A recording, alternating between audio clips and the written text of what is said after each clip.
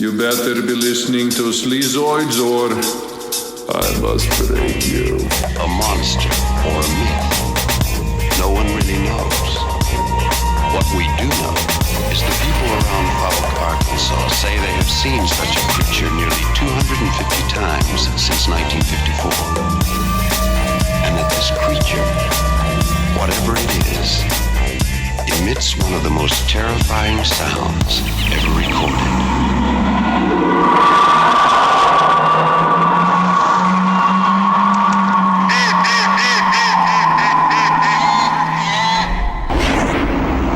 It can fly at you like a sudden storm without warning and devour you, consume you with its ferocious appetite. Hey everyone, welcome back to another episode of Sleazoids, the podcast where we go down the rabbit hole of 20th century genre fare from the most influential canon classics to the trashiest exploitation films we can get our hands on and invite you to tag along in helping us create a canon of sleaze.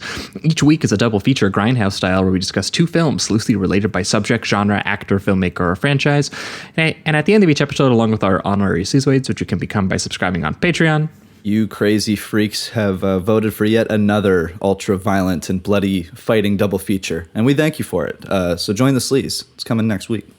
That's right. We decide on all the official ratings and rankings for every film that we cover as well. Patreon subscribers also get an on-air shout-out and 2 bonus episodes every single month, which you guys have been getting for 6 years now. So there's like 150 plus bonus episodes, as well as our bonus transmission series where we talk about new release genre films, and there's some big ones always on the way around the corner. So we haven't made the jump yet. Patreon.com/Sleazoids podcast. And speaking of which, we had a lot of people make the jump this week, so I am going to try and do this honestly a little bit faster than normal, so apologies, but you guys were too kind to us. We had Emerson Stone sign up at $5 a month, Tyler B, TC, I hope to God that stands for Tom Cruise, LP Gertner, Tony Von Doom, Reed Ryan, who signed up for an entire year of the show and can get a little bit of a discounted rate monthly if you do that ahead of time. So thanks to Reed. We had Jimbo sign up for $5. We had Aryan Varma, Harry Comer, Meet the Out, who signed up for an entire year of the show as well. Winnipeg Bisk back to $5. Jordan McCapagal, John Furry, P. Popovic, who signed up at $10 a month and is going to be joining us for the monthly virtual screening, which we try to do on the last Thursday of any given month. And we had a blast at the last one doing Striking Distance by Rowdy Harrington. So I would recommend joining up. We have a lot of fun. We had August Hamill sign up. We had Ethan Johnson sign up. Spencer Owens, Trey Thomas, who signed up for a year. Claire Brown, who signed up. Andra Lipka, Jared Briones, Jordan Gerard, Connor, Sloppy K, Jonathan Uskus, David Martino, Laldilla, Will, Jeremy Alice, who upgraded from $5 a month to $10 a month and is joining us for the virtual screenings. We had Scott Garvin sign up, Zach Feast, who signed up for an entire year, Alex Digler, who signed up VHS and vinyl, who signed up at, I don't know what tier this is, but it's more than normal, so thank you. I don't even know. Sorry. Yeah, sorry. I didn't know what that, it was an annual tier list and did sign up for a full main feed annual tier list. So thank you. John Kusanik, M. George signed up, J. Amaseto Juto. I'm still going here. G. Sam, Gabe Creviston, Garrett Weekly, Arn Sander, Scott Hoyt, and last but not least, just Phil signed up for also an entire year of the show. It's a lot of people signing up for the annual tier for those interested. It's a pretty good deal. Yeah, that's awesome. Thank you so much, guys. Yeah, that's we appreciate that support a lot. Thanks so much. Hope you're all enjoying those bonus episodes. The other plug for the week, as always, is Apple Podcasts and Spotify. If you're listening on either one of those platforms, and I can see the stats, I can see you right now listening on both those platforms, give us a good old rating and review over there. It helps us climb the ranks and find new listeners. And last but not least, merch. If you like the poster art that based out of Toronto horror artist Trevor Henderson did for our show, you can get that put on basically anything that you can think of. And you guys have bought shirts, you guys have bought pillows, notebooks, coffee mugs, lots of stuff. That link is in the description of this episode, as well as over at sleazoidspodcast.com for anyone who's interested. But that is it for the intro. Welcome back to another week. As always, I am your host, Josh Lewis, and joining me also, as always, is my co-host, Jamie Miller. Welcome back, everybody. Welcome. I believe 2 weeks ago would have been the last time you folks over on the main feed would have heard from us, and we would have had special returning guest Eddie Averill of the Extended Clip podcast back on to discuss two very special movies that updated the old school sort of like macho Western folk hero, but for the 1970s and 80s vigilante justice sort of revenge films and regional outlaw crime movies. We talked about B-movie maestro Phil Carlson's mix of kind of a hokey friendly country western drama that just out of nowhere will turn into a brutal traumatizing exploitation legitimate blockbuster at a certain point, Walking Tall from 1973, starring Joe Don Baker. And that was the pairing that we came up with a movie we really wanted to talk about that we've been meaning to cover on the show for a long time, Rowdy Harrington's Roadhouse from 1989, starring Patrick Swayze, which is a very broad, vulgar, caricatured kind of hangout neo-Western film that is also just an 80s dive bar melodrama and a martial arts like cult movie masterpiece, essentially. And we had a blast breaking those down with Eddie. Oh yeah, it's incredible. And if you'd like to hear us, praise the original, go ahead and listen to that episode. And if you'd like to hear us rip apart the remake, we do have a bonus transmission where we go like for 30 to 45 minutes. I can't remember, but we got a little upset. We also watched it, we watched it with the whole crew and everything. Yeah. And it was directly after watching the old one and having a long discussion about it. So we were a little bit heated maybe, but still.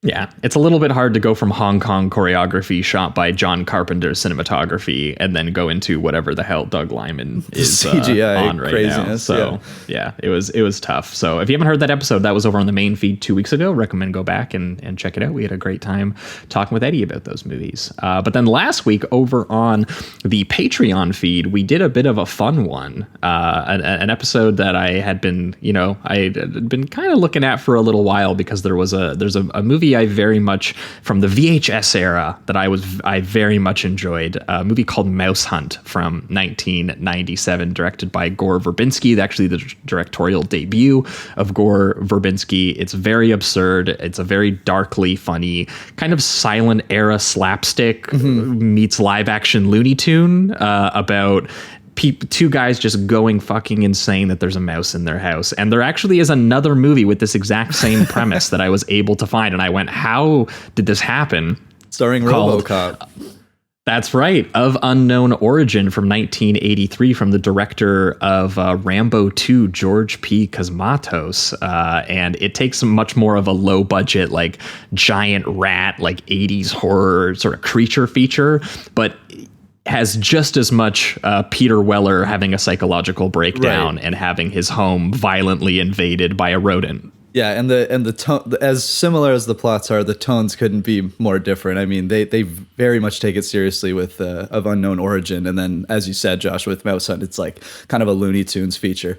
But it is very interesting to watch Peter Weller just slowly break down as this rat is you get the POV shots. It's the filthiest looking rat that you've ever seen. They really greased it up and have it like sliding against glass and stuff, just leaving smears. It's disgusting. But whereas in Mouse Hunt, you love that little mouse. You're yes, cheering him on. Adorable. You're like, let's go. We saluted the fact that the Stan Winston Creature House actually gave that mouse like a heroic burial, and you can go visit its grave and everything. It's a wonderful little creature. Yeah, and just the action sequences with the mouse specifically in Mouse Hunt are truly unbelievable. And as we say in the episode, but they had to do like hundreds of takes to get every little thing that they wanted the mouse to do. So yeah, the one interview we watched with Gore Verbinski looked so tired. He was like, I will never work with a mouse again, but it paid off, Yeah, so, it's awesome. If you haven't heard that episode, that was last week over on the Patreon feed. We recommend going back, go check it out.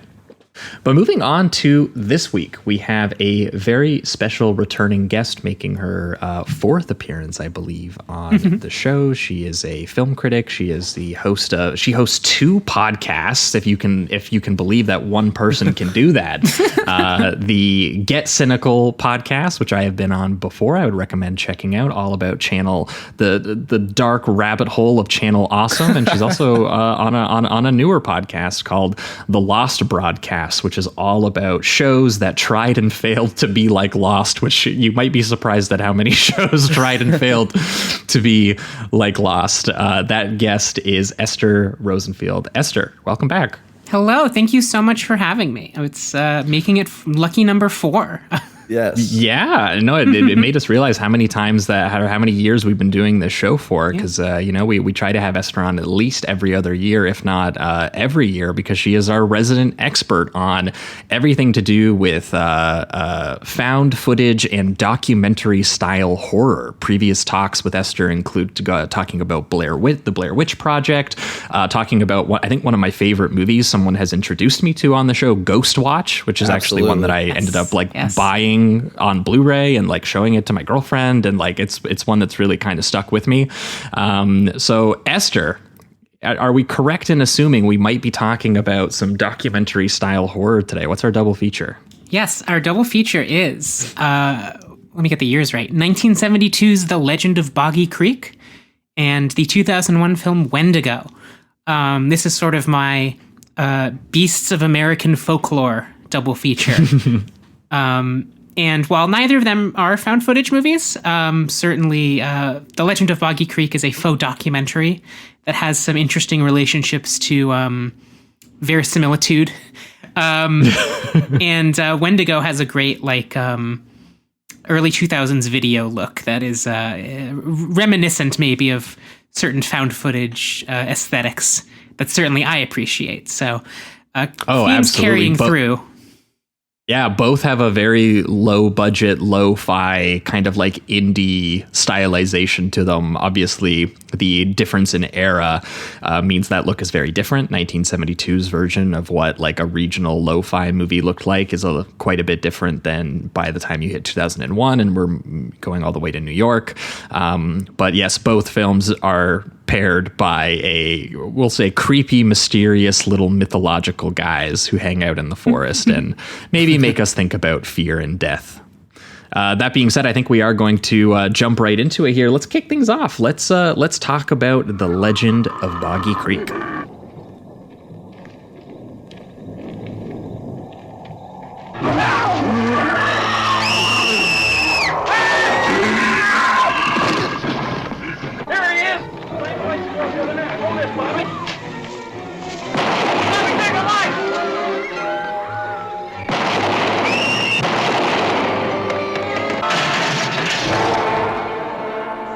Legend of Boggy Creek, rated G. All right, we are talking The Legend of Boggy Creek, the 1972 American independent faux documentary or docudrama creature horror film directed by Charles B. Pierce, written by his regular screenwriting collaborator Earl E. Smith, and starring a bunch of friends and family of the director, as well as various real and staged local residents of Fouke, Arkansas, who claim to have had actual encounters with a Bigfoot or Sasquatch type monster that Pierce then recreates in various monster horror movie sequences, which we will talk about. But this is our first time talking about the Hampton, Arkansas director Charles B. Pierce, who had a very interesting career trajectory before carving out a very unique space for himself as something of a 1970s cheap regional cult horror filmmaker who deployed faux documentary techniques. He first started out in the world of TV broadcasting, where he worked as a set dresser and an art director in sort of NBC sort of broadcasting houses in Louisiana, which he used to eventually upgrade to being in front of the camera as both, I couldn't believe this when I read that, a weatherman and a host and actor for various local children's TV shows, playing characters named Good Time Charlie and Mayor Chuckles. Awesome.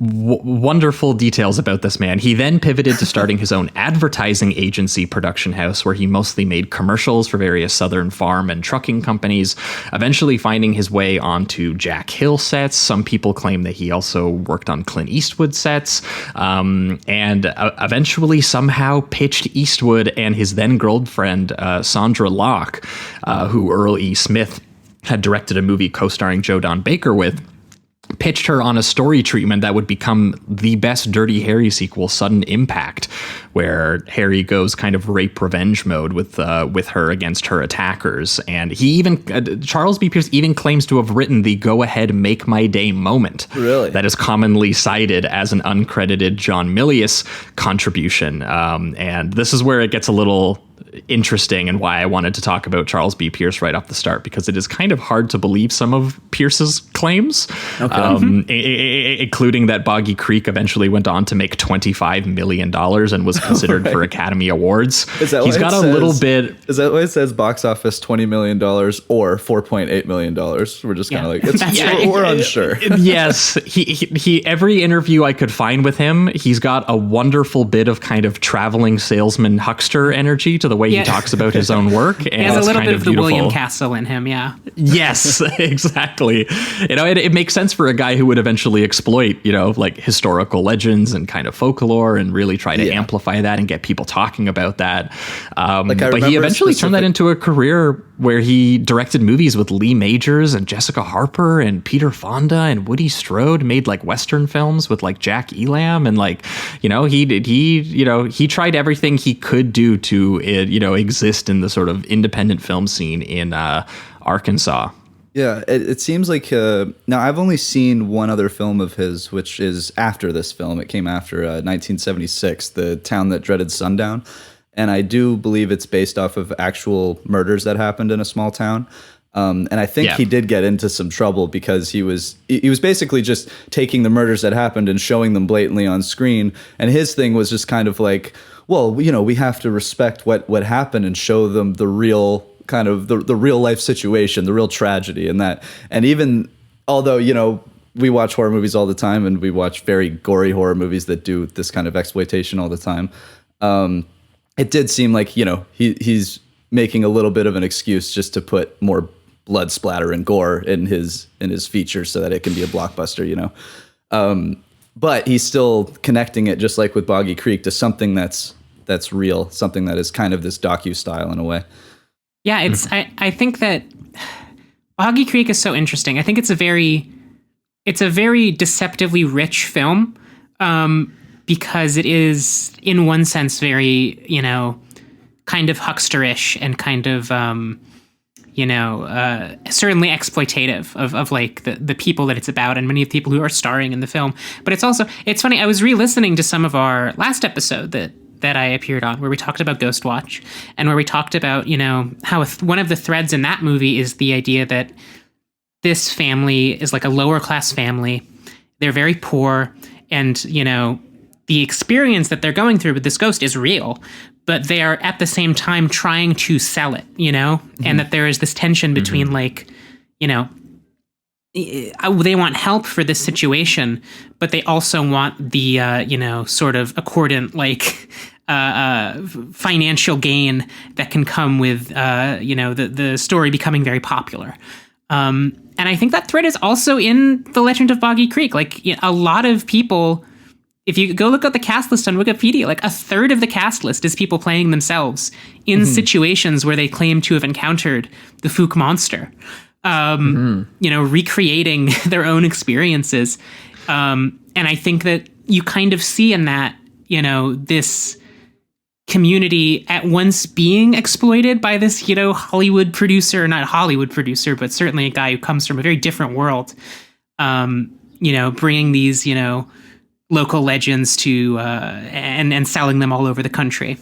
But also, I think you're seeing this community sort of like, doing much the same thing that the family in Ghostwatch is depicted as doing, is like trying to get something out of, these experiences, basically trying to get some return on them, because you don't really get anything out of just seeing the Fook monster. You get something out of selling the story. That was what was sort of, I think, interesting about this, was that the community in this case, I think, was a lot more interested in the story being told than it was with the other film that I don't think we've covered on the show, but we did it as one of the virtual screenings with our patrons. We watched The Town That Dreaded Sundown, Jamie and I together. And that was it was interesting to kind of go into this having that context in mind, because one, they couldn't be more opposite in terms of their horror sequencing, because The Town That Dreaded Sundown is a very, very R-rated proto slasher, whereas this is actually a G-rated film, which is part of why it ended up making as much money as it did, why it was able to play as well as did, why people were just interested in being like, let's go take our kids to like go watch like a campfire story movie almost practically. And so there's something very different about that. But also the reason I think people were upset with The Town That Dreaded Sundown was because it really did feel like the murders, which were these very, it was a cold case, like docu-horror rendition and recreation of a 1940s serial killer in Texarkana. And these horror set pieces were just so harrowingly graphic in terms of, like it's very blunt proto slasher brutality. It has the heavy breathing, the point of view, sort of like voyeur stalker imagery, very lengthy scenes of victims being dragged around and killed by a motiveless killer in a mask. And it's pretty wild, cold-blooded stuff for 1976. And I think, if the movie maybe stuck to more of a Southern Gothic, like horror melodrama atmosphere, or maybe went more with even like fact or fiction sort of procedural with it, tried to, I think we even said in our virtual screening, we were like, if this was like Zodiac meets Friday the 13th, maybe we'd be cooking a little bit more. But he also had like this, he has this Southern community thing that he's actually romantic about. And so that film also has like a Smokey and the Bandit, like Texas Ranger, like hijink stuff going on around it, and some strange kind of comedic aspects that don't feel like they tonally work at all when you get to the real crazy murder stuff that he's throwing. Well, yeah, and he's so stoked about how like those characters are kind of relaxed and kind of excited that this is all based on a true story, and there's something a little bit sort of hokey and kind of old timey about it, especially some of the music that takes place in it. And so I remember us watching it, we were like, well, it's kind of baffling. It's like literally you're watching a Dukes of Hazzard episode that all of a sudden like an Italian horror giallo sequence just explodes into. It just kind of bursts the mood or kind of the urgency of the film. And I was more pleased to see here with Boggy Creek, which he made 4 years earlier as his debut feature. I think he manages to do the sort of scary legend community aspect, and the sort of actually incorporating the people who want to tell these stories, because I think he interacted with the actual subjects in this case, who were real people who actually do believe these stories, and he actually did want to sit there and kind of earnestly listen to them and just kind of recreate what it was that they were telling him. And on some level he eventually kind of turns that into a little bit more, but there's something to be said about the fact that he doesn't try to exaggerate too much in here. He really does try to just be like, here's the stories that they're telling me, and some of them are honestly, they're a little boring. They're like, a guy saw a guy really far away and went, what's that? And then it was gone. And he doesn't have, like in The Town That Dreaded Sundown, a sequence where the killer kills someone with a trombone, like fucking Jason would or something like that. Like the narrator's always, because the narration is so good, because it vacillates between this like old time down in the country kind of style and almost this like newsreel kind of presentation. So you'll have these sequences about a guy just like seeing the monster across the river, and then the narrator will be like, and could you ever imagine a more bone-chilling experience? It's like those documentaries that you see. I mean, even like a Bigfoot documentary that you would see nowadays with the deep voice narrator that comes afterwards, or a ghost documentary, the same thing. It's trying to add a little bit of like atmosphere to it, and it's funny too, because the narrator is also supposed to be somebody that's kind of connected to the Bigfoot creature itself. Like it opens with him as a child, like running through the field and hearing this. He calls it like a almost hauntingly beautiful scream or something like that. He has this romanticized, this romanticized view of the monster eventually, and even kind of giving it characteristics like, I think it's a lonely creature that's just trying to reach out for companionship and things like that. That is like such a huge thread in this movie that I especially on rewatch, I was even kind of more captivated with this idea. There's a line where they talk about how Sasquatch is the Indian word for a tribe of very shy people, which is such like it's almost like it makes them seem almost cute. But it's so like this whole movie, especially in the later sequences, which are all these like home invasion scenes. This is very much like the way my wife put it is like, this is the movie about the guy who isn't allowed to go inside. It's like, it's about this, the Fook monster is this figure of otherness, obviously, because it's this, terrifying Bigfoot creature. But the movie positions him as like, the more the narrator talks, the more sympathetic he seems, the more it's more about like, not that he is, vicious and cruel. The way the movie starts, it's like, yeah, I found these pigs, and it's like they were strangled to death, and it's like, oh, of course, it's a horrible creature. Yeah. But it eventually becomes about, does this guy even understand why he's not allowed to like interact with people? Does this monster even like? There's a song. There's one of a couple original songs. The original songs are amazing on the soundtrack. That's about like, does he even know that he's the last of his kind? Does he know that he's not a human and he can't be amongst us? And it's like, it's poignant. It ends up being a very poignant Bigfoot movie. Yeah, and to give the listeners a little bit of context too, while they're playing this song, it shows the Bigfoot creature like walking lonely through the forest, and it's listen to his lonely cry. Yeah, exactly. It's like this. It's like this like hillbilly like folk country love ballad or something. It's amazing. Yeah, and it's almost trying to balance your view of the creature, because obviously there'd be something. I mean, it'd be scary to encounter that in the woods, but then at the same time, he's trying to understand the creature. It's like, why would he be doing these things? And also the sense of community. Like, he opens up, I guess, community and nature. This movie has this weird tone of like, it's very relaxing. Even with all of the horror sequences when they encounter the monster, it still feels like most of the time you're watching people like camp and play acoustic guitar, and then you have these small moments of the monster interactions, and it's strangely calming. No, I love that. Like right off the start, it has like this very swampy atmosphere, like the ambiance of raindrops and wind and frogs and these sort of riverboat imagery. I was watching it and I was like, why does this like 70s Bigfoot movie have like lyrical Malick nature imagery? Yeah. It's like some of the most beautiful creek in it. Yeah. Like gorgeous nature photography I've ever seen in this like, goofy G-rated Bigfoot movie. Yeah, it's like really incredible. Yeah, well, and I read up with Pierce too. Like a lot of his other films that he ended up making as he went on were westerns. I guess he's a really big Western fan. He's a really big John Ford fan, which is obviously, it's very rare that you see someone shooting like a regional, sort of a practically no budget film with like CinemaScope framing.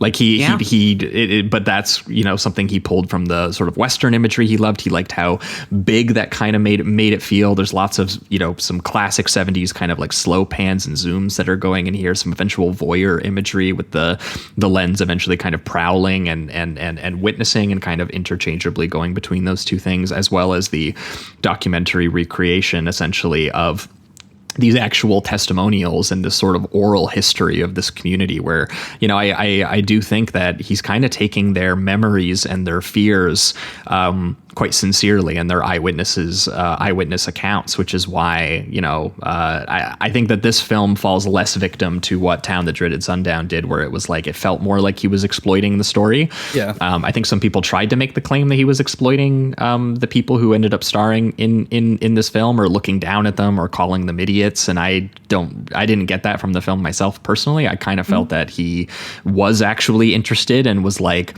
someone should take their stories seriously and recreate them and kind of tell them. And, maybe you don't believe it, but, these people do. And, he did that with $100,000 given to him by a truck driving business owner friend who lent him that money because he made a hit commercial for him. And that was it. And he hired actors and crew from local gas stations and high schools, and he just began recording these interviews with these real people, and eventually did some dramatic sort of horror movie recreations out of their stories. And as a result, the movie does have like a weird mix of sometimes it's like just a completely lyrical and romantic sort of like nature documentary about Arkansas, and like the fact that there might be a really sad, lonely Bigfoot who walks around in it, and then it will eventually kind of indulge in the, you know, sort of creature horror elements where it's actually out there attacking people, or it actually does it attack a single person, like an actual I guess near the end in the final set piece it kind of attempts to strangle a guy, but that guy was kind of also attacking him. Yeah, so. It does mostly threats. A lot of the stories are, you know, there was a close encounter, they shot at it, or they weren't sure to shoot at it because it could have been a man, something along those lines. A lot of the violence that it actually gives out seems to be against other animals. There is one shot that's kind of wild where you see it because it's off camera, because obviously they don't want to show the creature do it itself, but there's a dog that's heavily implied that it's just like tossed 50 feet in the air onto a porch or whatever.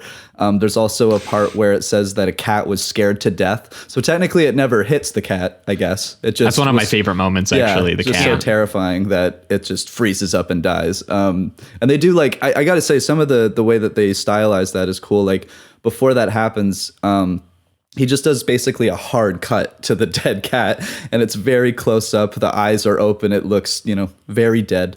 See, my favorite detail is the narrator being like, "Oh yeah, it was scared to death." You know? Yeah. Ooh, yeah. It's just so creepy. It feels like that's that like storytelling legend quality that it kind of has. Like when it does, you know, like at times there's moments I think where this movie feels a little bit, you know, kind of quaint and a little bit kind of, you know, like it's a do-it-yourself, you know, sort of production film in that kind of way. Like this is the kind of guy who, in true indie movie fashion, you know, he cut the film himself, he shot the film himself, he ended up putting it onto a single screen theater eventually by himself. He organized radio t-shirt giveaways by the time the movie was coming out himself. Like it was like, he knows what this is doing. You know. Yeah, I mean, so there's part of me that kind of just respects the hustle of the entire thing, even when it does get kind of hokey radio play-y, is how I would describe it at sometimes. A little bit of, you know, some awkward sort of cheap clunkiness to it, but I don't know, there was something overall earnest about it that I definitely really did appreciate. Yeah, I do really like it's kind of part of the docu style is when he's having the people give the testimonies, and instead of having them just like do interviews to the camera or something, he has them basically do the narration so you hear their voices, but then he just shows them kind of living their lives, you know, wherever it is that whatever activity that they're doing, whether it be living in a shack next to the water or camping or whatever it is. And it just kind of gives you he wants you to show you that Fouke is a right pleasant place to live. Yeah, you know, I think is how they describe it. You know, it's got some stores, it's got a gas station, a post office, a school. These are all the things that you need. Lots of good old fashioned folk just trying to make a living, farming and trapping that rich, fertile land. But what if that sun went down? And what if it became one of the loneliest, spookiest places in America? You know, and when that sun went down, he has you really settle into the community before he has the monster interaction. So I think even if some of them get a little bit repetitive here and there, I think it's kind of few and far between. So they are exciting when they happen. They feel like, you know, it would be that moment. It's supposed to be a rare sighting. So I like that he kind of cuts a lot of the community. I especially like the ones early on, actually, before it goes home invasion mode, and it feels like it's trying to go like a little bit more like kind of typical horror film. I liked when it was kind of unassuming and the camera wasn't as activated horror movie style, and it really was like when we start hearing the various ranchers who have seen this big hairy Bigfoot like beast called the Fouke monster, which by the way, I gotta say this up front, because I couldn't believe how many times that they say it. Like they say Fouke, and they describe them as them Fouke boys. Fouke, you know, boys. them good old Fouke boys. I was like, this is strange. It's great. Boys. But some of the first testimonies of, like, for example, I think there's the one with the guy John, who is the guy who took a shot at it while it was running on two legs, and then there's another guy, Oates, who's the guy who gives the story about, you know, he finds his 200-pound hogs have been sort of sliced open and strangled, and, you know, kind of walked off with them.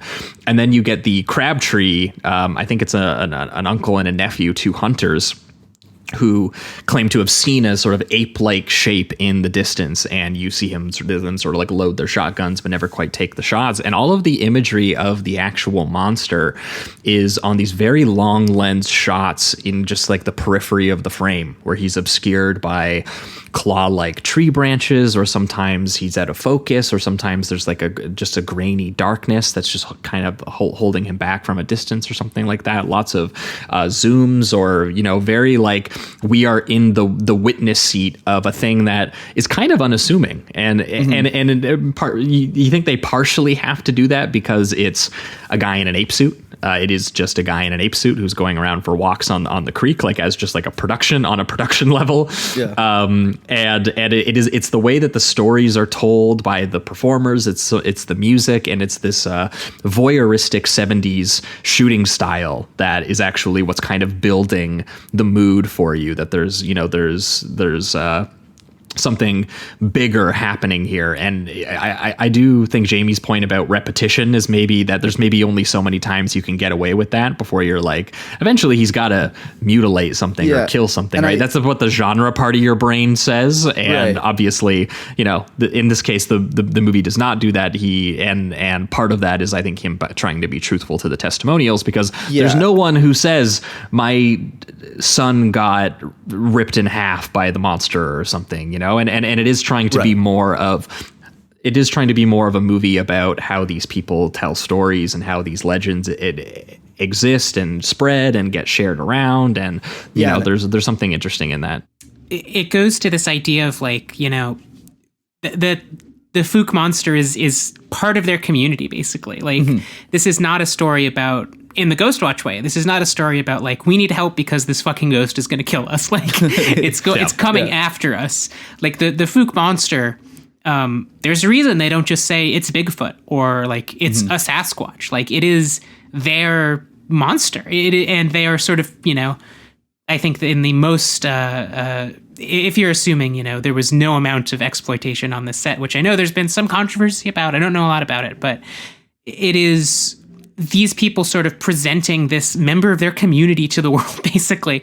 And someone they have, like, someone who's maybe a bad neighbor, but not someone who is like, yo, check out this weird guy who hangs out in my backyard. Yeah. I accidentally shot him. You know, but I think it's really like, there's this striking moment at the end of the film where, like, when one person eventually is, like, harmed, right?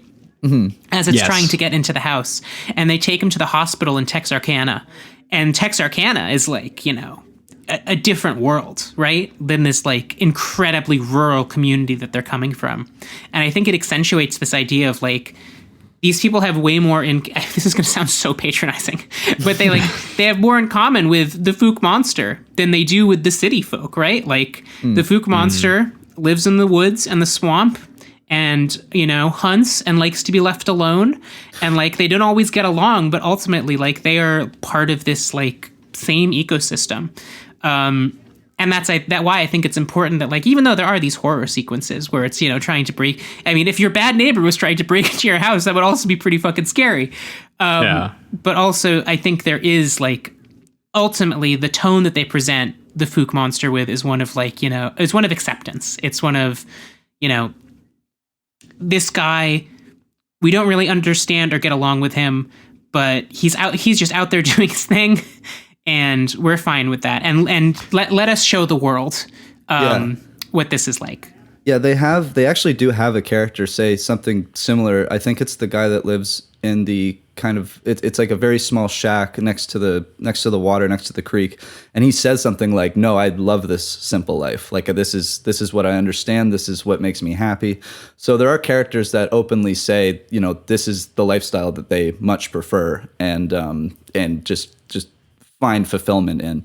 And given the repetition of things, I do think it's trying to accent just that it's that these legends are often very repetitive. Like that's kind of the point. It's people having the same interaction, and that's kind of what builds the whole legend and how people would actually trust in it, that it is true. And because if it's, you hear the over the top stories and you're just like, okay, that just could not have happened. That's ridiculous. But you hear about someone in the woods. It's evening. They see something 50 yards away that looks completely bigger than anything they've ever seen. And that just keeps happening to people within your community. You're eventually going to come up with something, whether that be real or a myth or anything like that. So I think the repetition is definitely important. I just guess sometimes cinematically it gets a little bit, just monotonous in a way. But I think that it still works for the most part. Most stories have something different in it that it still is kind of exciting to interact with the monster again.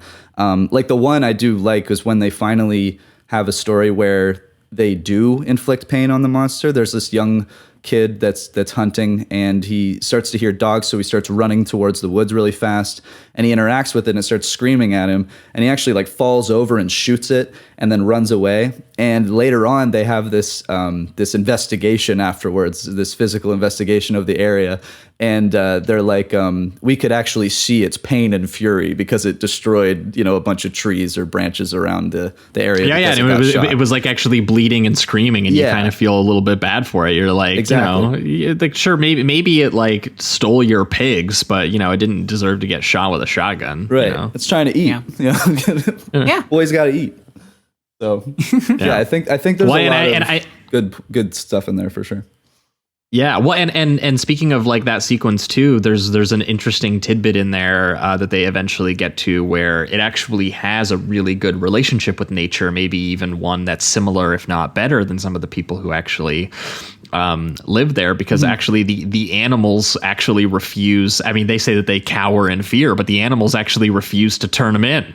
The hunting dogs do not go after him the same way that they would go after, like, help the hunters find a deer, and they try hunting him on horseback, and nothing works because you can't turn nature against this thing. It's part of who it is. It's part of our relationship to nature, that sometimes it's mysterious and sometimes we don't know exactly how it operates, and it's kind of scary, but also, it's just kind of the fact of the way it is a little bit too. I think that's my favorite aspect of the overall film for me, that was like the way that it really does start in documenting fear and kind of hysteria and a sense of sort of shared storytelling around this community, and there's the eerie mood, and it definitely does build to some horror sequences, especially as it gets into its final reel and whatnot. But there's something larger to it, just in the sense that it does kind of have a belief in there being something wondrous out there, something like, what is out there, and can we ever understand it? And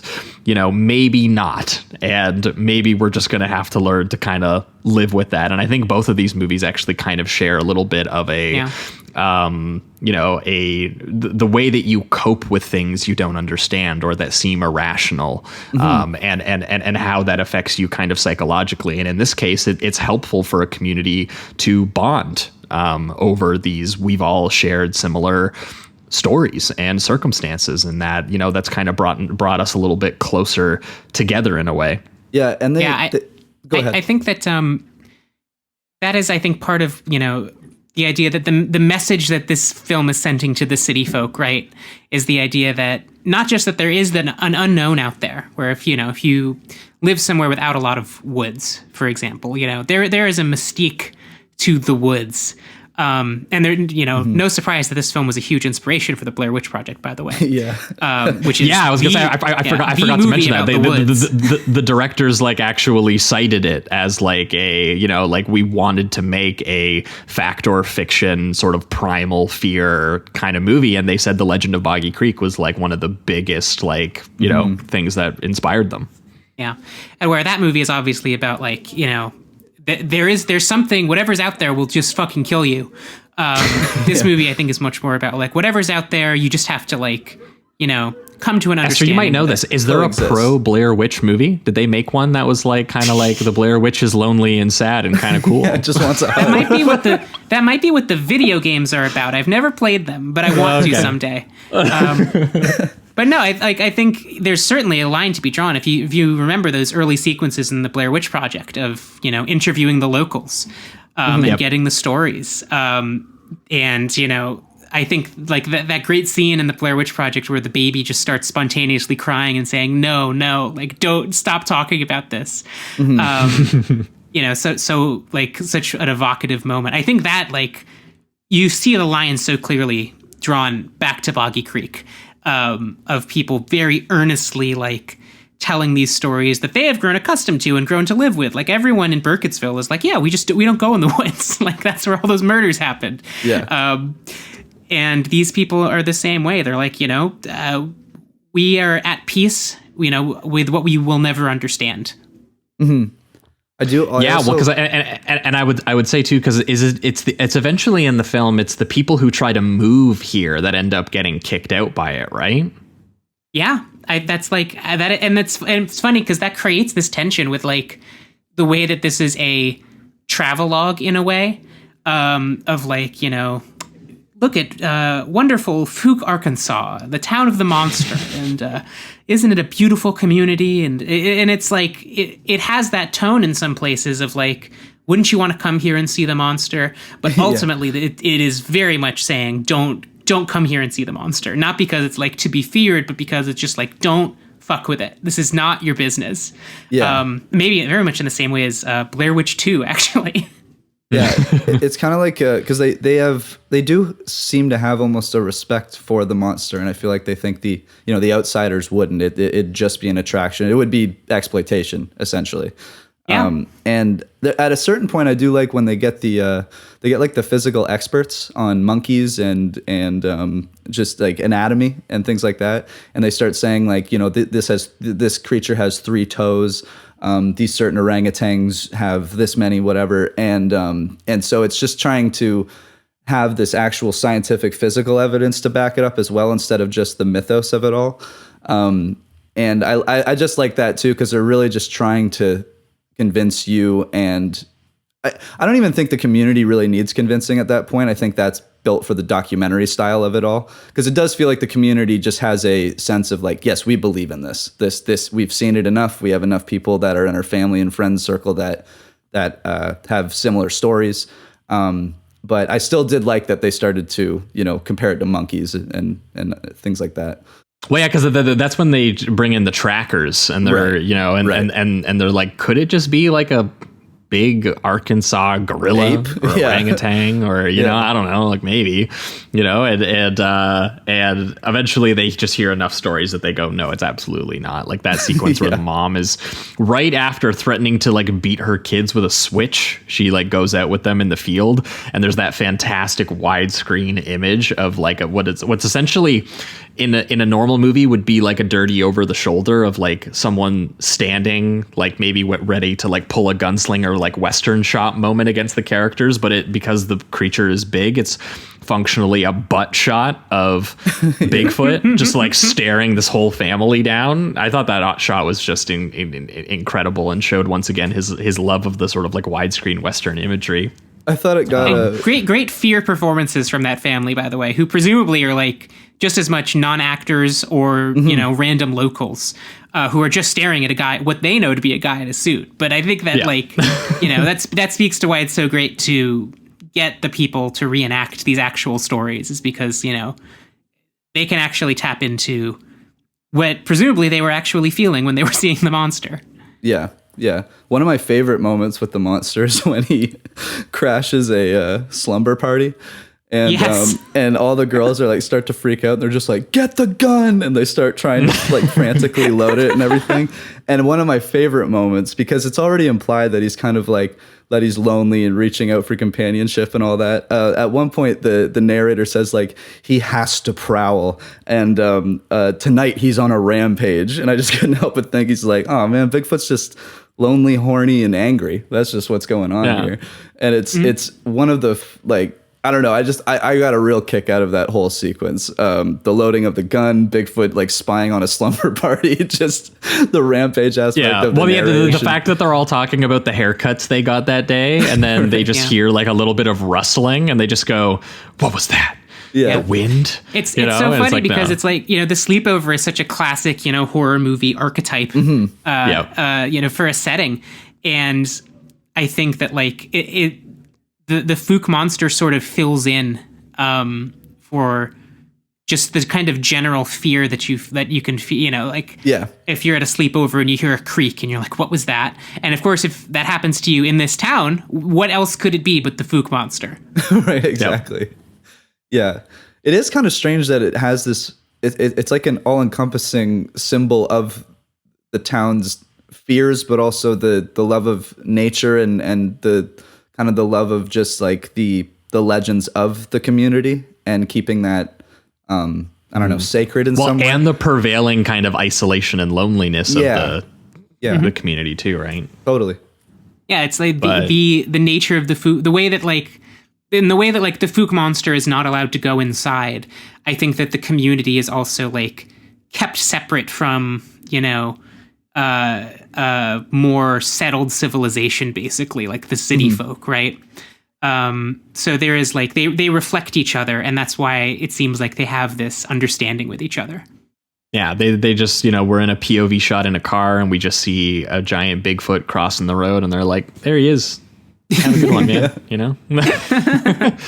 It's not until the city folk come in and they try to move in that then that's the only guy that he actually hospitalized, which is apparently taken from an actual newspaper clipping about a guy named Bobby Ford, where he is shown the creature is shown like lurking and actually attacking them in their sort of remote country house, and they are straight up screaming and taking shots at it and being assaulted by it. And it is also funny that like no one's exactly sure. I think the narrator even says it, like no one's really sure what he wanted inside the house. or so like maybe he wanted to come in and just hang out, like I don't know. Lazy boy, have a beer. I know. We should have let him. I do love when the guy's taking a shit on the toilet and he just interrupts him. He just books abruptly. Yeah. Doesn't even get his pants up before he's collapsing into the bedroom. That's it is like the energy of the city people. Like the Fook monster kind of matches their energy, right? Yeah. Where they are very excitable, and so he becomes very excitable around them. But when it's like when it's just young Travis Crabtree and his little boat, it's a much more sedate encounter. Yeah, absolutely. And even the style of the movie gets a little bit more like it gets less documentary style. Like there's a shot when they shoot a shotgun at Bigfoot, and they actually have one of the shotgun shells like rolling on the floor, and they make a point to make that one of the shots. It's almost like an action shot or something. So he starts to dive into a little bit more of that style as these scenes get bigger and bigger, which is I think a cool and effective way of doing it. It contradicts the documentary style a little bit, but I mean, at that point, I don't think you really care. Yeah. Yeah. Well, and then it kind of wraps up on like, like it ended up sort of hospitalizing a guy, and everyone still just kind of knows that it's just out there somewhere, still lurking, still bellowing that terrible, lonesome cry, still haunting Arkansas. Maybe even he's watching me right now. You might not believe that or any of this. You might think it's a hoax, and that's your privilege because you're not a member of the community. You're just an outsider kind of looking in. It's funny how the movie does actually talk directly to its audience in that kind of way. And I liked some of the framing choices as it's kind of giving its final narration about, this sort of legend, the fact that it very well could still be out there.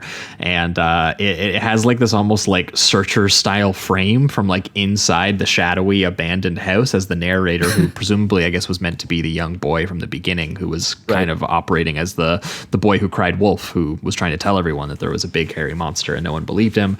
And he's kind of like walking outside the property while the camera is framed on the inside in complete darkness, watching him kind of like through the window. And you just get that narrator being like, I'd like to hear that terrible cry again and be reminded that there are still mysteries that remain unsolved and strange, unexplained noises in the night. And I was like, dude, this is just an episode of The X-Files that I'm watching that's right now, you know? That's totally what it felt like. I also love that when he says the terrible cry, he includes the word lonesome. He's like, the terrible lonesome cry. Again, just implying the sympathy that you should have for the creature. creature. Me want to rewatch that episode of The X-Files where Mulder hunts down Lady Bigfoot or in New Jersey. I was like, and that might be a good follow-up episode for anyone who watches these two movies and wants more creature, folklore awesome. Creature.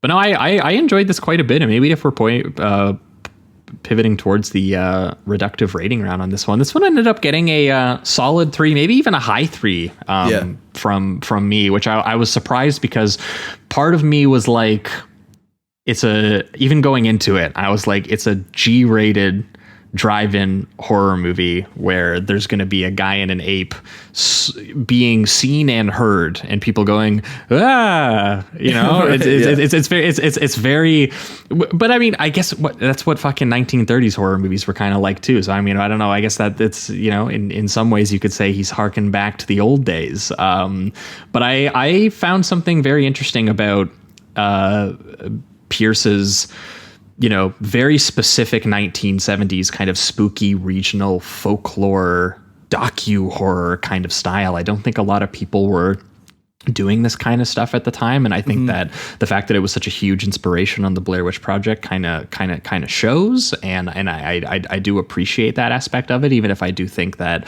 the Blair Witch Project is a movie that gets under my skin quite a bit more, and I definitely you know, am more viscerally impacted by that film. But I do like the atmospheric kind of Arkansas campfire legend quality of this, and I do think that Pierce has a really interesting relationship with these authentic and sort of compelling testimonials from real people who, you know, do fearfully believe that they actually encountered this monster. And I think that despite claims of exploitation, I feel like the movie comes at it from the perspective of, you know, taking these stories completely earnestly and completely seriously. And part of that comes with Pierce's clear love of just Arkansas and of the community and the landscape and all those sort of lyrical, natural ambiance he develops around these testimonials. And also his clear interest in just mystery and wonder and storytelling and all of these various things that end up kind of in this small, isolated and lonely rural community. And I don't know, I think that he has some affection for all of those things and merges them all together in a way that works, even if you do reckon eventually with the fact that there's a lot of sequences in this of like a guy in an ape suit walking in a forest done with very lo-fi filmmaking style that you know, there's not a lot of diversity of actual horror sequencing that's taking place in the movie, which, you know, maybe I don't know if that's due to obviously him just trying to be truthful to the sort of fact or fiction sort of, you know, true story encounters that he has, you know, that he's doing. Again, no one is being mutilated or experiencing a slasher movie sequence to be told. But at the same time, we also know that he didn't care that truthfully about when he did Town That Dreaded Sundown and he was deciding to murder people with fucking trombones and shit, which I could not find any news. We tried. We looked after the fact. We were like, is there a newspaper clipping where someone died via trombone? Because that was such a hyper specific kill that he deployed in that film. And it was not true. So yeah, I don't know. There's for me, that was why it didn't quite just reach the 4 anyway. I didn't think that it entirely lost any of its kind of strange atmospheric sort of power that the film was building, but at a certain point at 90 minutes it does start to strain the fact that there's a lot of stopping and starting, and I'm curious if maybe I go into this realizing it's not going to be a set piece movie, which is maybe the mentality I had after watching his previous movie. That if I go into this again and kind of just look at it as a sort of cathartic community exorcism almost, of like, there's this thing that they kind of want to tell the world, this experience they want to, kind of relate to you. And here is Pierce as kind of like the, sort of the connecting object to bring that. And I think, for the most part, I think he does it fairly authentically and, in some cases fairly effectively. So high 3 for me. Yeah, I'm also going to give it a strong 3. I was kind of expecting the same thing, more of like set pieces with the monster and all of that, but I really do like the direction that he took. I think it's got a great sense of kind of the community that's connected with the myth, which I think builds kind of your belief in it as you're watching it as an audience. And I think the docu-style obviously helps with that too. It just kind of grounds everything.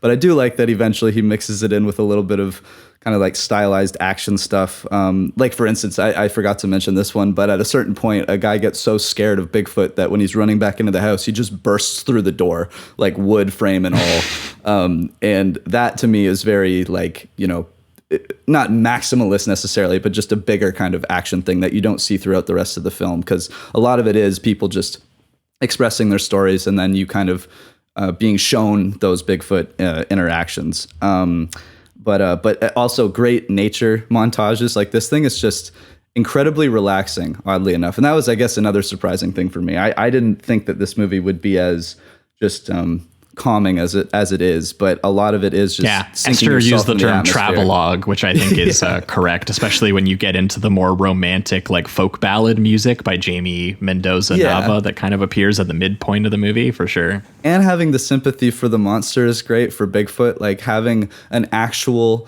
scene where he's just lonely and walking through the forest and having a theme song for that loneliness is incredible. I did not see that coming. It got a chuckle out of me, but it was a very like, this is kind of adorable.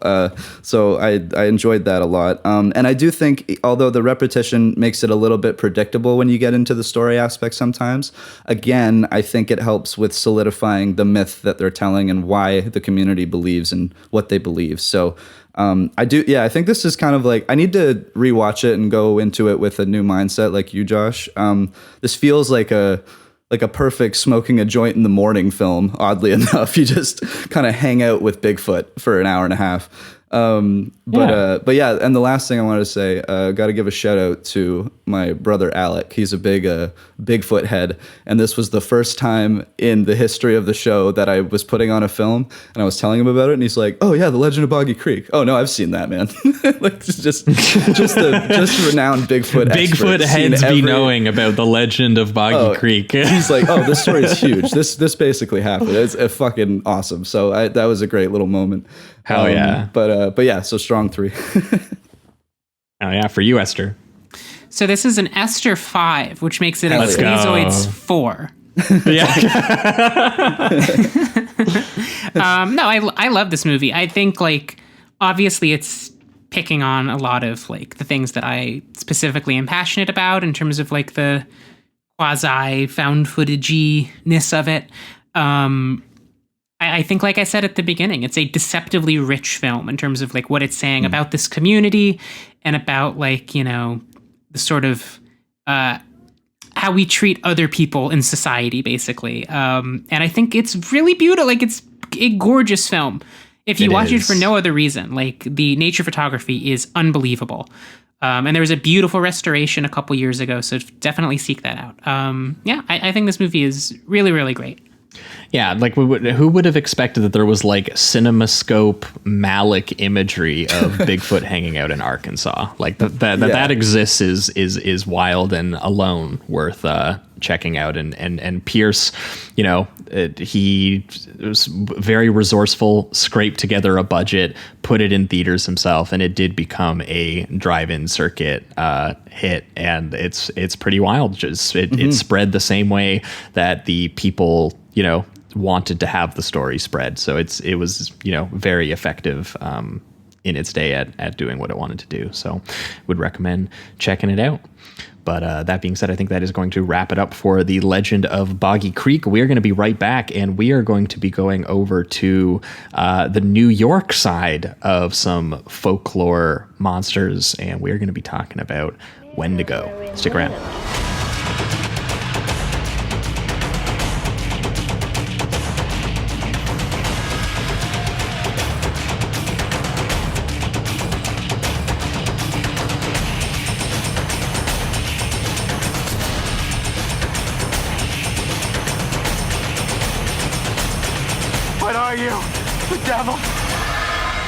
Wendigo. Don't be scared, kiddo. Don't be scared. All right, we are back, and we are talking Wendigo, the 2001 American independent creature horror film written and directed by Larry Fessenden, starring Patricia Clarkson and Jake Weber as a wealthy Manhattan couple who take their son on a weekend winter family trip to a friend's country cabin farmhouse in upstate New York and accidentally hit a deer and either trigger an angry local hunter who is now stalking and preying them for their crime against nature, or perhaps a mythological Algonquin Wendigo.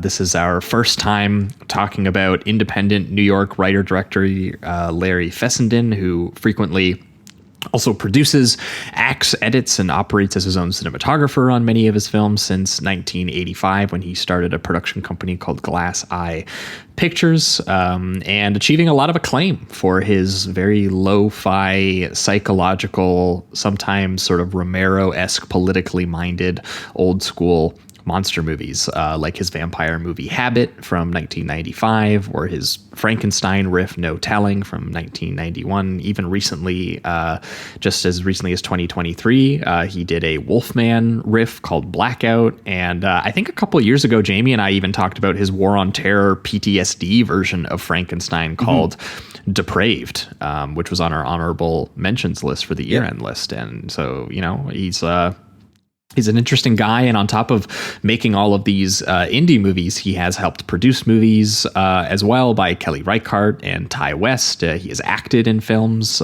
for Reichardt, including her debut River of Grass and Wendy and Lucy, for anyone who likes those films.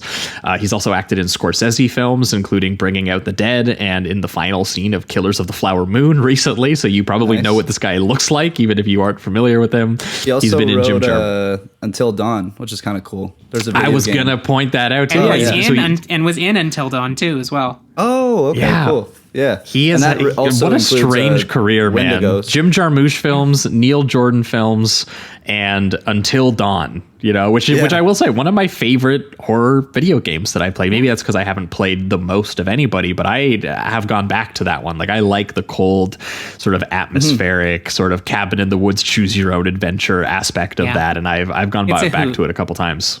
Yeah. Yeah, and the inclusion of Wendigos again is pretty interesting. He seems to be very fascinated by the mythos of that. Yeah, well, and his, you know, for people who are familiar with him, it's he has a very striking minimalist filmmaking style, which, from what I've briefly seen of it, occupies kind of an interesting space between, essentially, sort of low to no budget, sort of naturalistic indie drama, and old school, like, unnerving monster movie horror, and very much old school, and like he loves the old Universal sort of like monsters and stuff like that. He's constantly riffed on them throughout his entire career. And when writing about Wendigo, actually, at the time, critic Dave Kerr referred to his style as the themes and thrills of the classic American horror movies through a determinedly modern approach, as if John Cassavetes had been working for Universal in the early 1930s. That is so perfect. Yeah, it's a very good description for anyone who is like unfamiliar with him, and honestly, I'm not the most familiar. I haven't seen Habit yet, but watching this, it made me go, shit, I need to go check out more of his 90s stuff, because I was really taken by this film.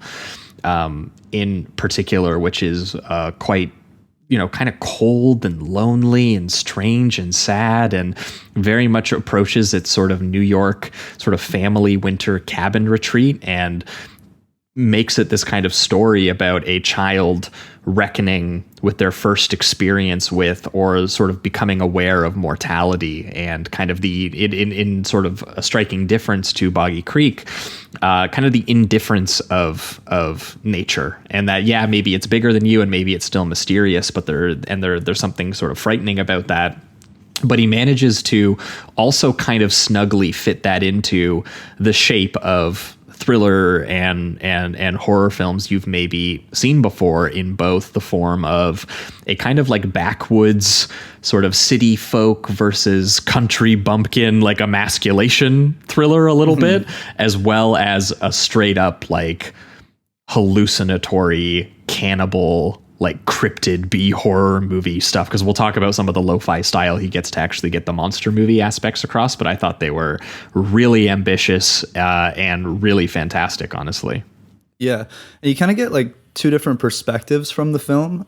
You get the child's perspective that deals more heavily with the creature and the kind of supernatural elements of it, and then it's more from the father's and the mother's perspective, where it's more based on like the emasculation and the conflict that he's having with Otis, one of the hunters that seems to be the aggressor of everything. So that's kind of interesting to go back and forth. I guess like it's kind of like what you said in the beginning, where it's both like we don't quite know if this is the doing of this, really awful man, or the doing of this curse from the land.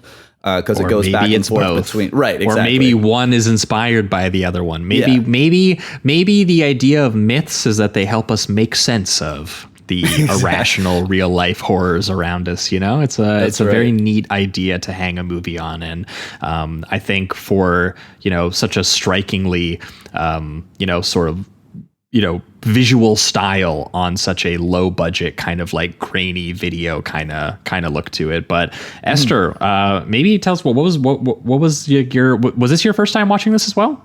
Yeah, that was my I was going to reveal my dark secret, which is that I put together this double feature for this episode without having seen this film before. That's totally valid. We have tons of people who pick a movie because they simply just want to watch it, and it sounds like it makes sense with a movie they love. I've always wanted to watch it because I know some people who hold this film in really, really high regard.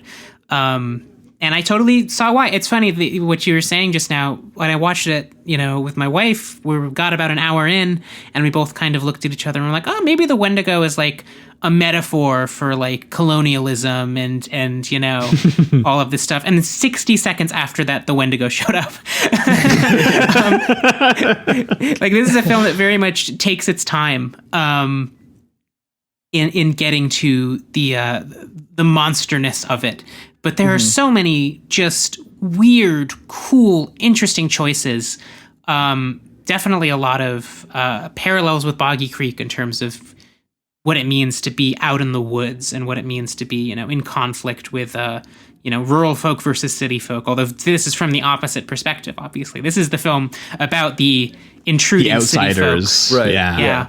Who are coming in. They have this full, amazing kind of...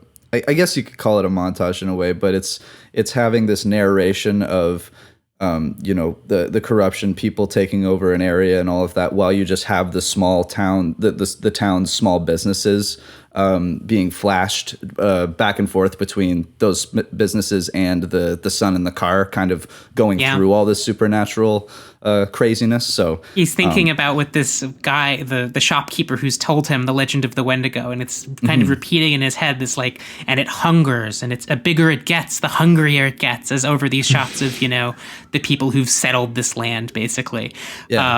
Really like we are hopeless in the face of it. We are devoured. I absolutely loved the way that guy said Wendigo. Yeah, it's so good. Wendigo. I was like, dude, I would it's so ghostly as this kid is just hanging out in like this, like essentially like this sort of like grocer pharmacy kind of deal.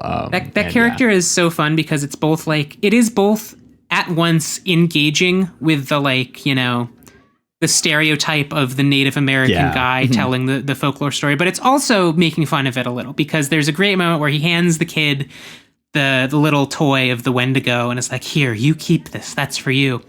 And then of course he mysteriously vanishes. And when the kid and his mom go to the front counter of like the actual shopkeep, she goes, yeah, that's $5. There's no native guy that works here. I don't know what you're talking about. There's something interesting, because I think that's part of Fessenden's like entire project is he does, he's a pretty politically, socially conscious guy. He makes a lot of movies that, take on these, very sort of progressive sort of environmental subject matter in quite a number of his movies. And obviously these sort of historically minded ones too, about, there is, some reference to, the sort of reservoir flooding and sort of like, the way that people have displaced the natives on this land and everything like that.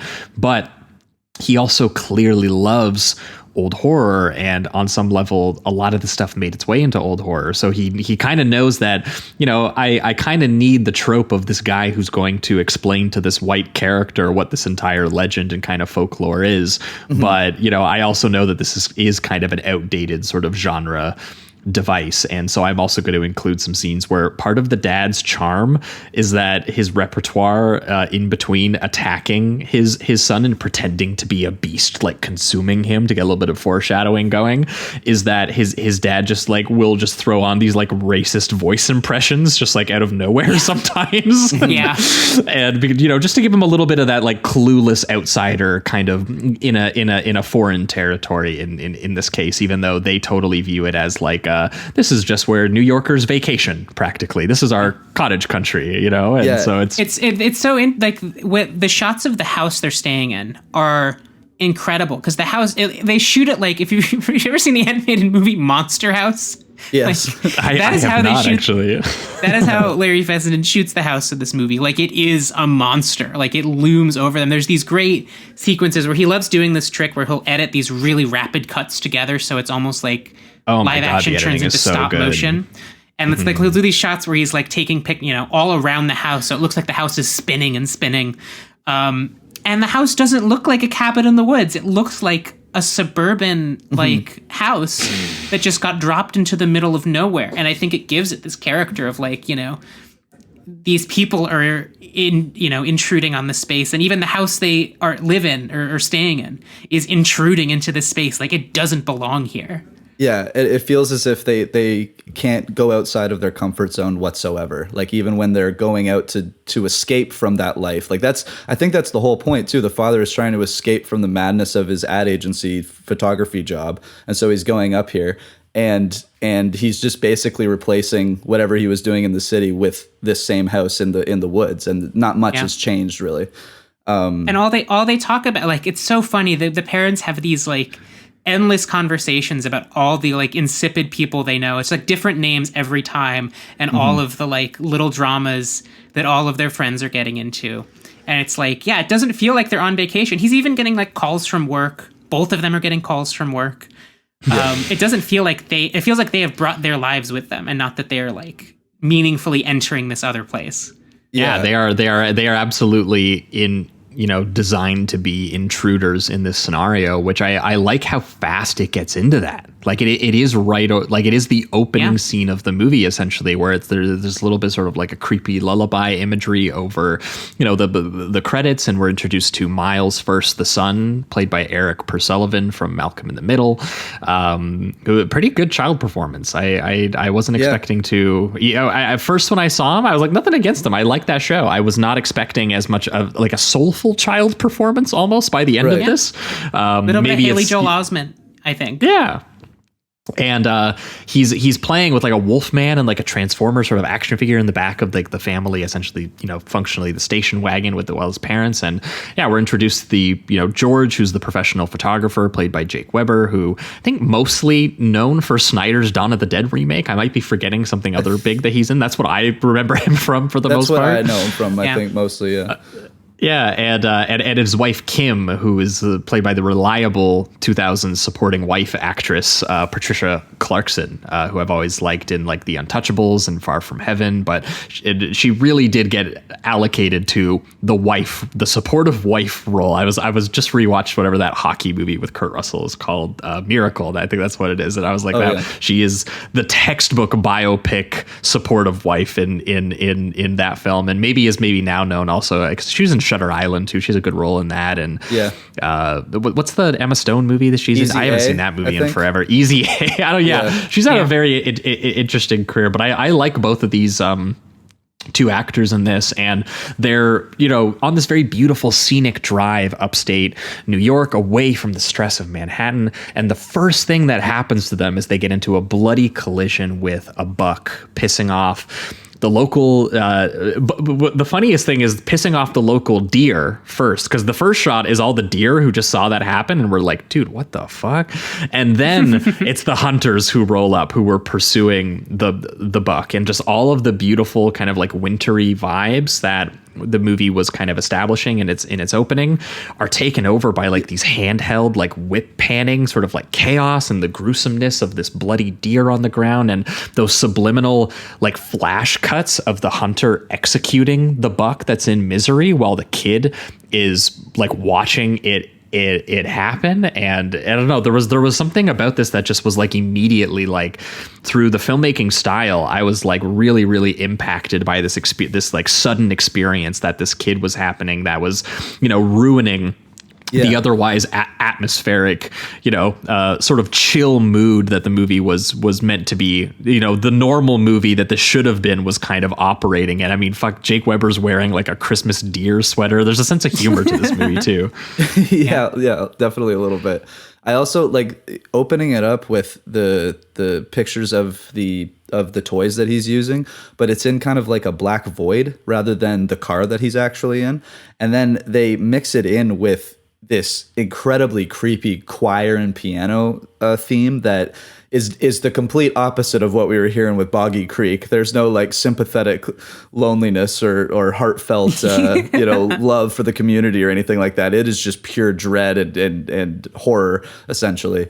And then of course, we get this scene with Otis, and he just gets the child specifically gets a rude awakening of adulthood like right away, and that's essentially what he kind of goes through in a sense, definitely on the more supernatural side of it, of course, but he's just constantly going through these things that he can't understand. And then he has the parents come up to him. And what's interesting about it is when they have their discussions with him, they're actually telling him the opposite way of going about things. Now they're having these arguments kind of in a still, I would say, understanding and respectful way, the way they talk to each other. It's not like they're yelling at each other or insulting each other in front of the kid, but they are constantly like teaching him lessons as he's going through these weird things that they don't really understand, because they don't know he's going through these supernatural elements, but they're just always contradicting. Well, from their perspective, they're just in a coming of age film almost. Like here's a kid who just had to. He saw something horrible, and he's kind of wrestling with that. And I do like the moment that I think you're referring to, Jamie, where they're trying to sort of calm him down, and she's telling him, there's nothing to worry about. Like your dad got into a little bit of an altercation with one of the hunters, whose name is Otis, played by John Spartacus, who's rocking sick denim Sherpa, red ball cap kind of combo, very upset and aggressive about the fact that the accident busted the deer's antlers. That was worth a lot of money to him. So obviously that's kind of the altercation that they get into, but it does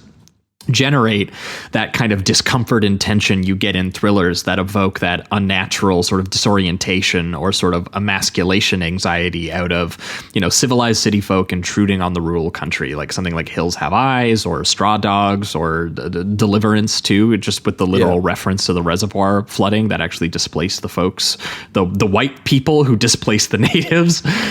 Or what's that Kurt Russell movie where he gets chased by the Hicks in his truck? I was thinking about that a little bit too, just because the dad kind of has a little bit of that, like he's kind of a little offended that like anyone would be aggressive and like, try to stand up to him in that kind of way. The moment of it's another moment. I guess it's not for the father, the emasculation, but with Otis, which kind of seems to it's not the thing that sets him off. He seems pretty ready to hit the trigger at any point when you first meet him. But there's that moment where he's claiming the kill because he did the mercy killing or whatever. And even his hunter friends are like, all you did was the mercy killing. And they all laugh at him in front of the family and everything like that.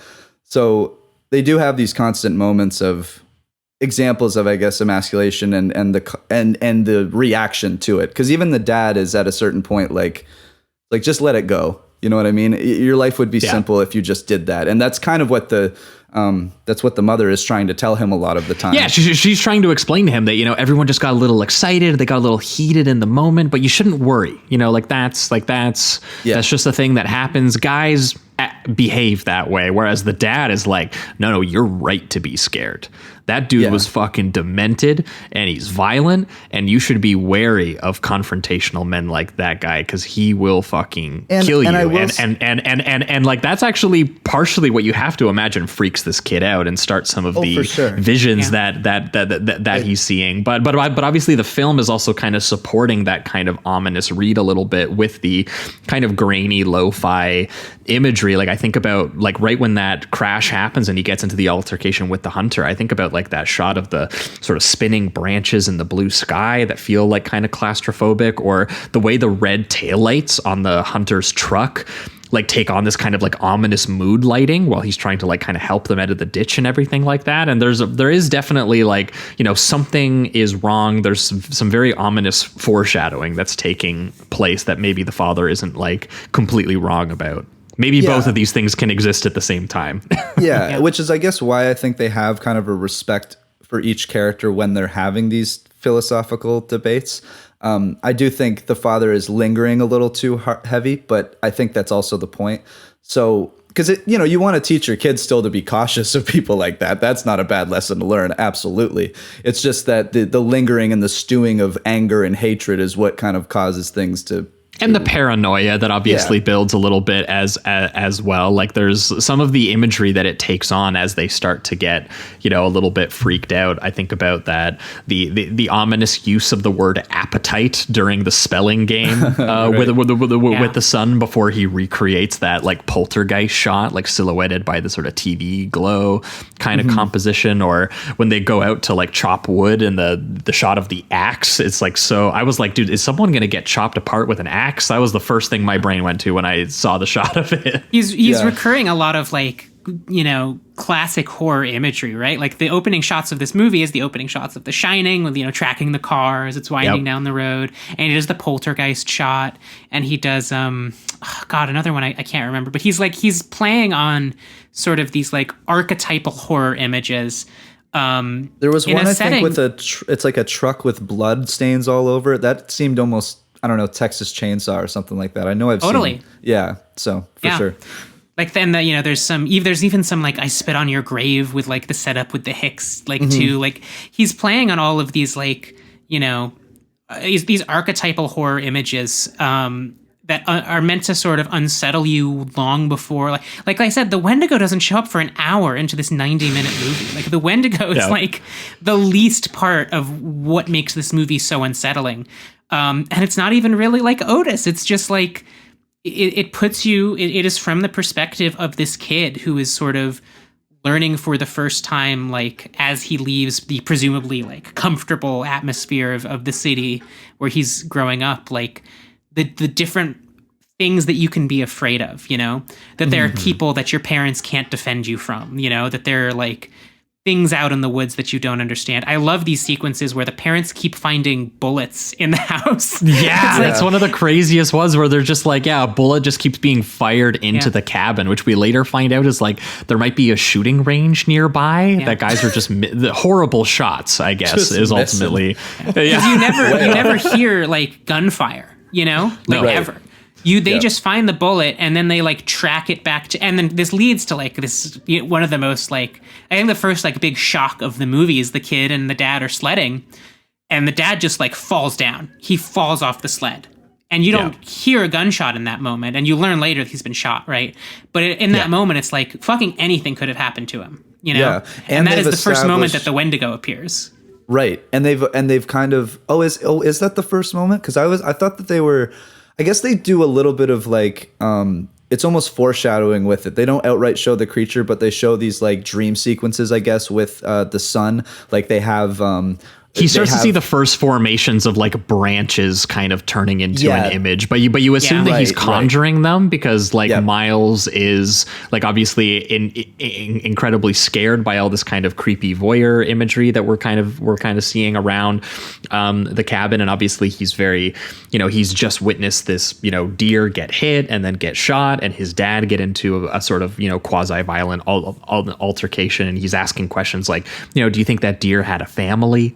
And he's obviously a little upset, and like Patricia Clarkson at one point has to be like, it's just in nature, things like that just happen and animals adjust. There's a balance, and but the balance has just very clearly been upset. And at first, I guess you just kind of think it's just in his mind, or it's just and it's triggered through this sort of unnervingly sort of frenetic editing patterns, these like sudden sort of like smeary freezes on his face, or these frenzied, as Esther was referring to, these kind of like hyper cutting that almost makes this live action movie look like a stop motion movie, as Miles is like reading the book about the Native American folklore and the ancient sort of Wendigo myths about the shape-shifting beast that deformed itself by committing an unnatural act of cannibalism. But like, and he starts to see branches and shadows kind of coming out of his closet, or there's that sudden cut to that really sudden cut to Otis's face in the window as his parents are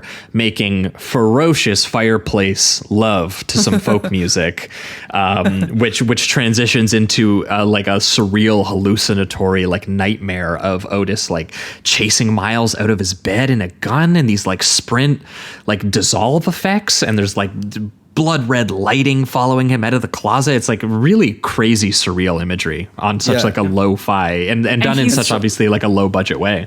He sees Otis's son in one of these visions before he meets him, which is such a fascinating like little twist of the surreality, right? It's like, it makes you think like, well, then these have to be like real visions, right? Because how could that be? But it's just there being that one little element keeps it ambiguous and makes it seem and so much of what's going on with the Wendigo is very ambiguous. You really don't know if this is just ultimately a metaphor for the violent power of nature, or I think is the kid making sense of the fact that a fucking demented local hunter is trying to kill him and his dad? It's like is that what that would feel like?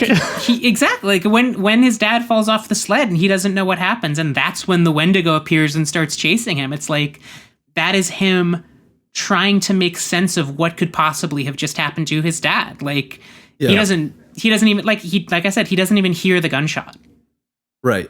And what's cool too is that it's still like, as an audience, he still makes it ambiguous. Like we don't get the answer of him being shot until later on. We actually have to interact with the Wendigo and the sun and his interaction with it before we get any of those more grounded in reality kind of answers to the things. So eventually, I think just because of the foreshadowing and because they don't hand you that answer of what happened to the dad right away, you start to believe in that same thing that the son is kind of going through a little bit more. Yeah. Because again, I guess you're right, because it's the first time we see it physically. Like before, it's in these dream sequences that are both in and out of sleep, it seems. Like you can't really tell whether or not he's sleeping during them. They don't do any, he goes to bed and closes his eyes, and then there's, you go into the dream. It feels like he's still in his room in the reality that his parents are in. And then all of a sudden, you see the physical Wendigo, and you're like, well, maybe this is happening. Which looks crazy, by the way. If you haven't seen this movie, the Wendigo and the way that it's like made up of like, it looks like a skeleton made of branches. It's like the effect, you barely see it obviously, because presumably the more you see it, the more the effect will fall apart. But it's an insane puppet for a movie that looks like it cost $5 to make. Yeah, and I love the way that they kind of slowly dish out the physical part of it, because at first it's just like this big cloud of smoke that's chasing him. Yes. And then it forms into the actual puppet.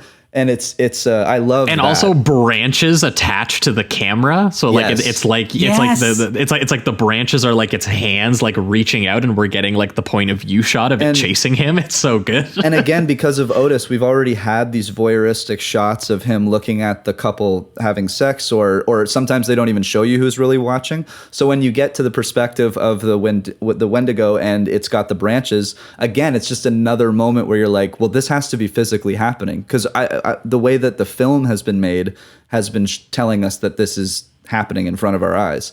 So it is cool that it just kind of keeps reinforcing both narratives over and over and over again. It is very much, I mean, it's similar to Boggy Creek even. It's very much a film about like how people will make their own understanding of the things they experience. Mm-hmm. And it's very potent in Wendigo because it's from the perspective of a kid, and because it's, about a kid who is learning for the first time about, like you said, mortality, and about how terrible people can be, and sort of latching on to this idea of the Wendigo as like an explanation for all of these things. And maybe it is and maybe it isn't. But it's also like, what Otis represents as this antagonistic force and what the Wendigo represents are not the same thing, right? Like the Wendigo is not a metaphor for the white hicks who are going around shooting city folk, right? Like the idea is not that they have angered the Wendigo in the same way they have angered Otis. It's like, it's this entirely different thing. It is like, there is just a sort of natural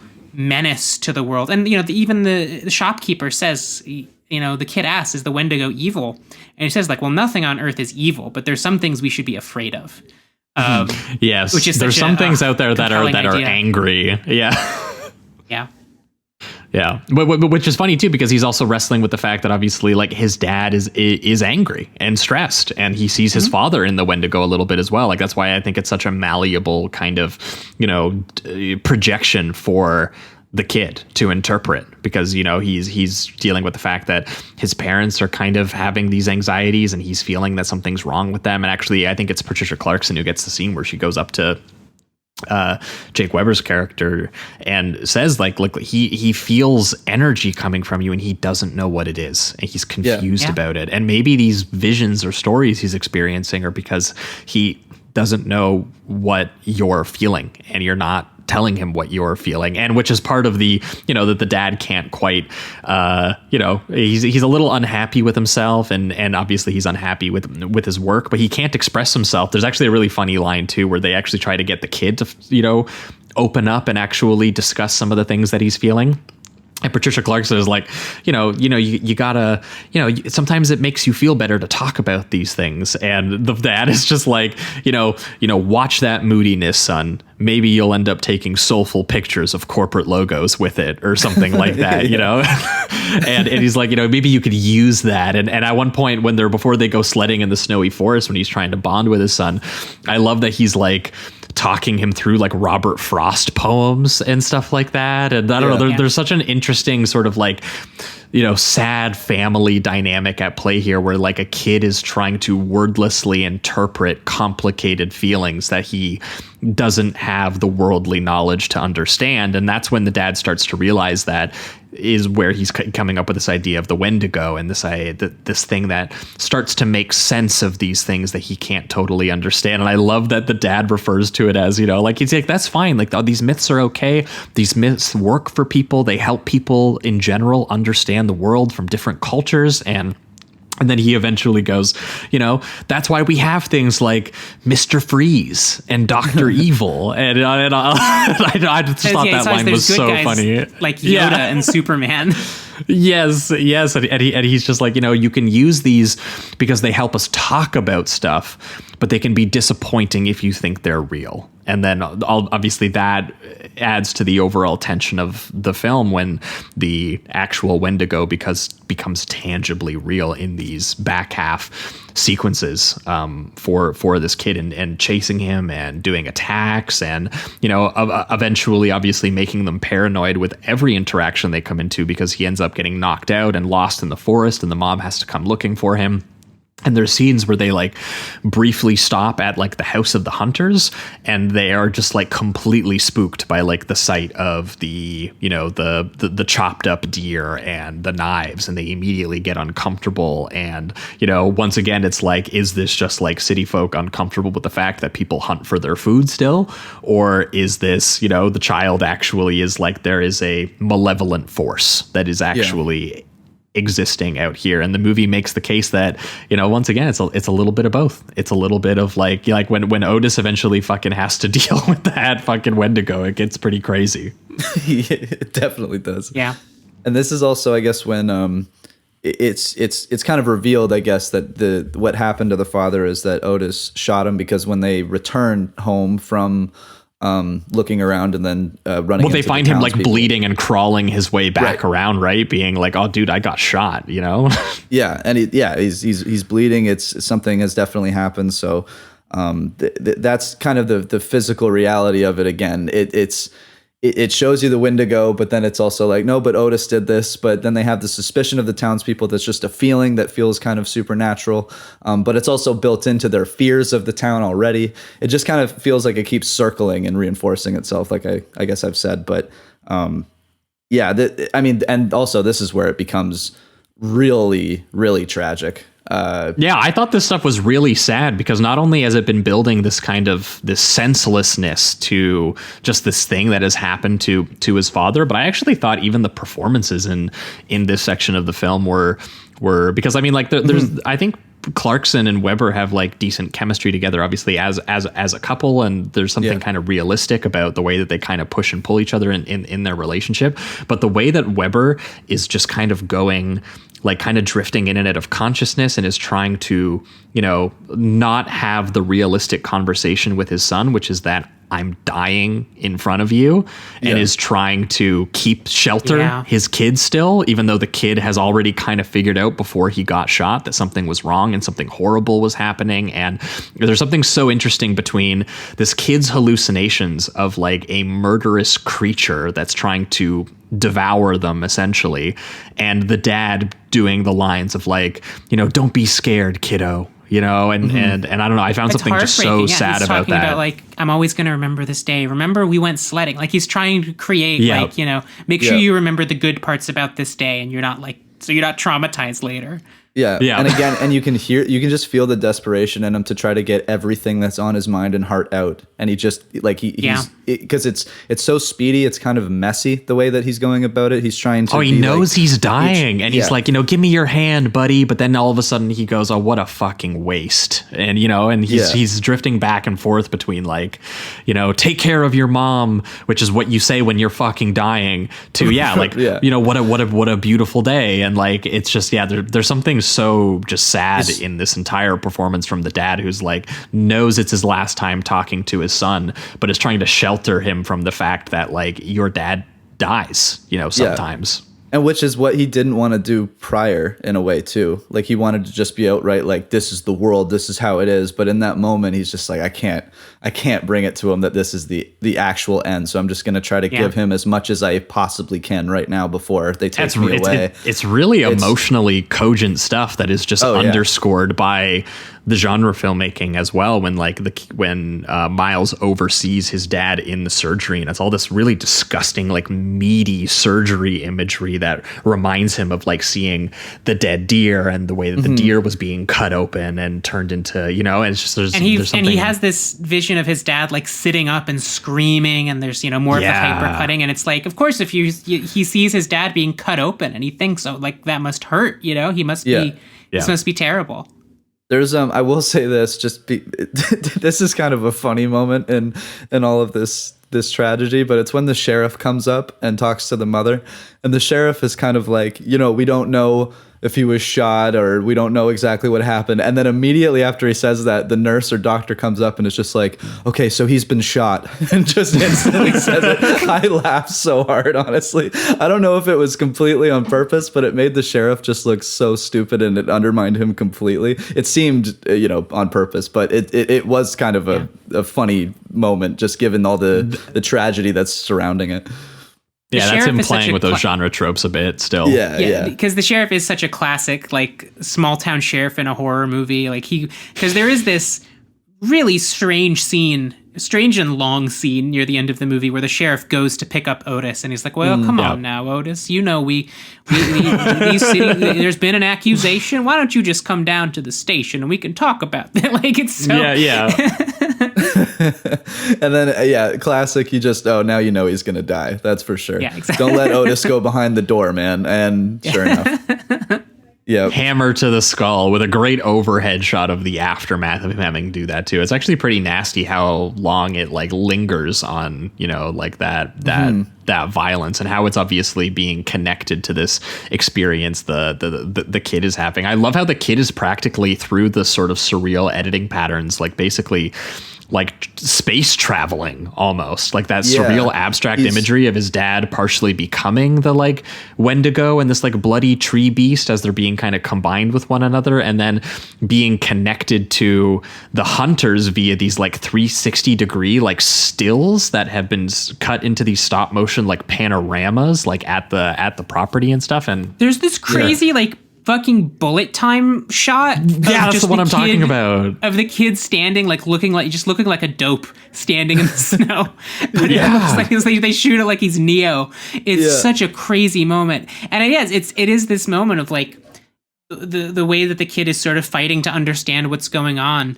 The idea that like, my father is going to become the Wendigo basically, and that's how he will get his revenge.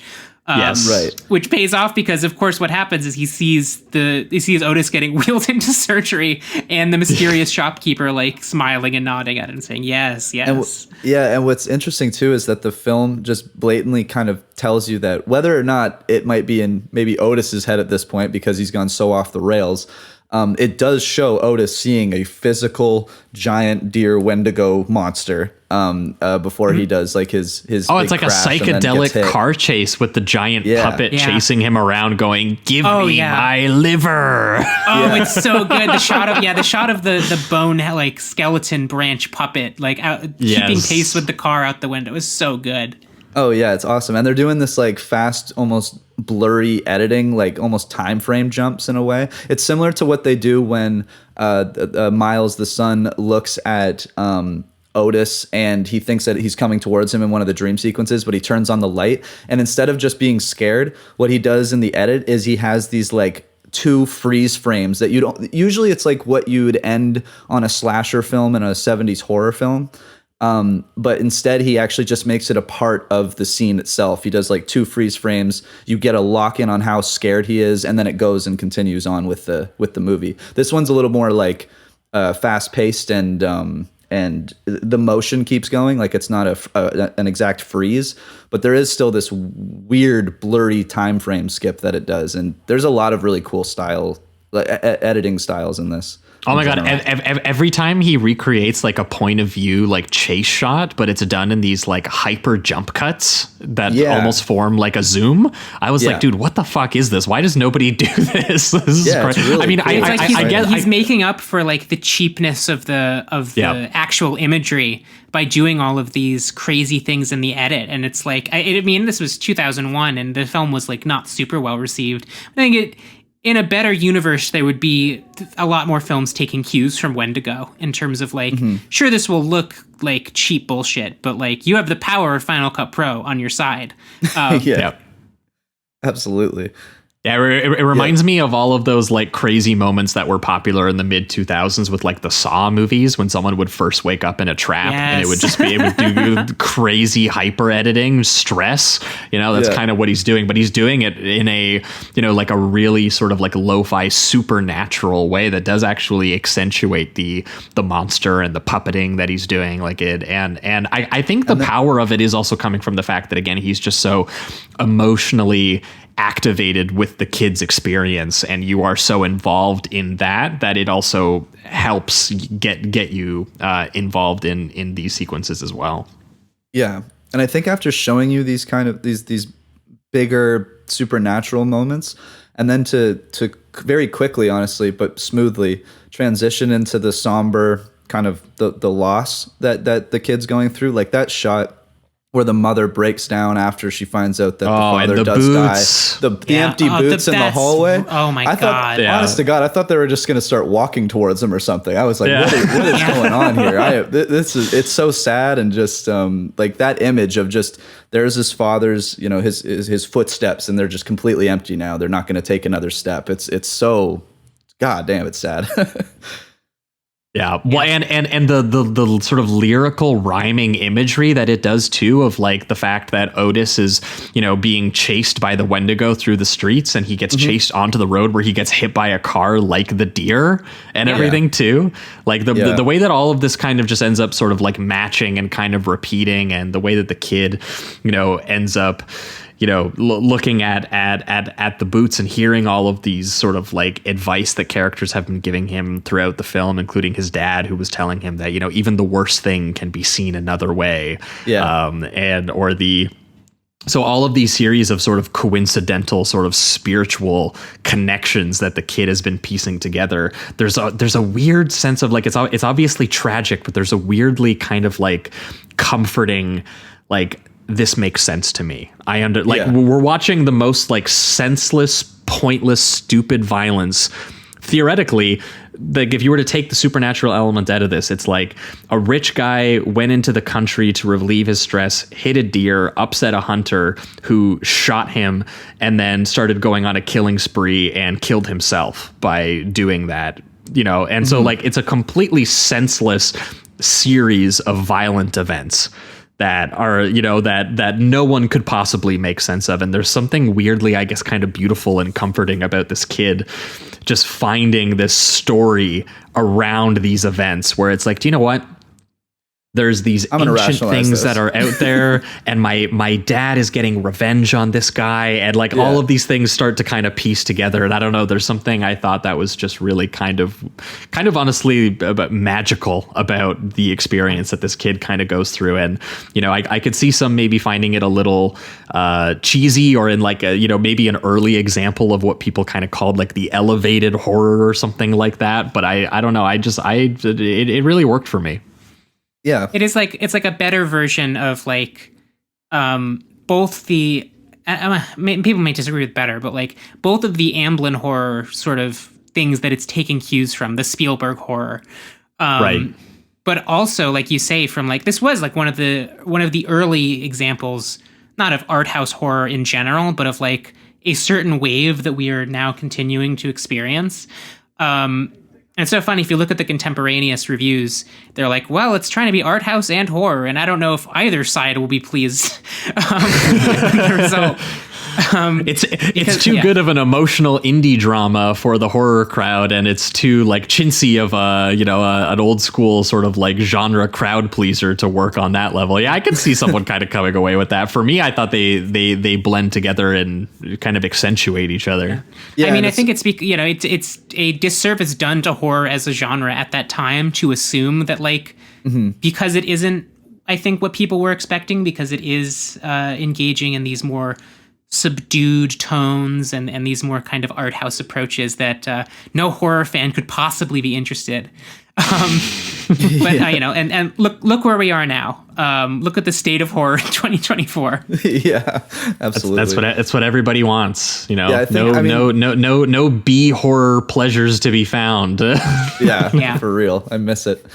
Give me a little fucking crazy puppet chasing people. Just killing people. That's all I need. Give me 80 minutes of it. That's all I need. Yeah. I think, the two different perspectives that this shares is essential for the movie. So having the two tones, I think, is also essential for this to really work and make its point. So yeah, I could see people kind of being like, this has a lack of balance maybe, but I don't know, I felt like it did have a good balance of it all. I thought that it wasn't it was kind of doing its push and pull intelligently. So yeah, I agree. And if we're pivoting towards reductive rating round, this was a 4 for me. Nice. I really liked Fessenden's, sort of like minimalist style of, again, combining a kind of naturalistic, practically no budget, sort of like, politically conscious sort of like indie drama kind of style that he does, and really making something that is, you know, driven by character and very emotionally thought out and very emotionally cogent,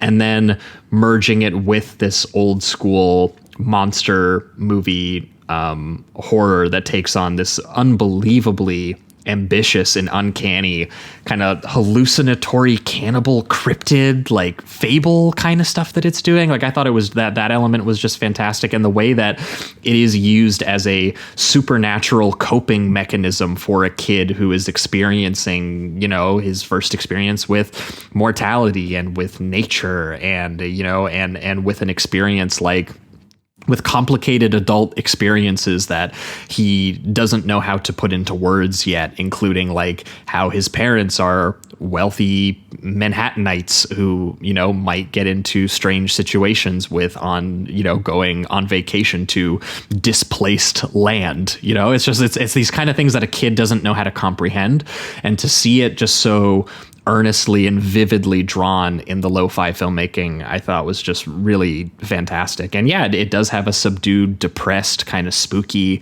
mood to it, while also delivering surreal stop motion puppetry of a fucking creature chasing people around. And special shout out, I will say, to I think Fessenden. I didn't check this actually. Did Fessenden edit this? Because I saw that he edited a lot of his films. Yeah, he did. Yeah, he did. God damn, what an editor! He makes me jealous, because editing was like one of the things that I kind of, you know, tried to get into when I was in film school. It was the thing I latched onto the most. I loved.